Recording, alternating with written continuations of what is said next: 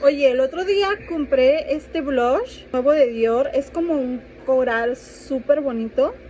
Y pues lo vamos a ver la primera impresión aquí las dos. Siempre he visto en TikTok que estos blushes no pigmentan, así que tengo un poquito de miedo. Pero vamos a ver. Huele hermoso y sí pigmenta y me encanta.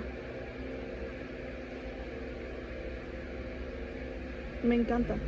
Güey, pigmenta un chingo, me pasé de verga. ¡Ah! Me pasa por creer en TikTok. Todo lo que dice TikTok yo lo creo. Me encantó, güey. Lo amé. Amé el color.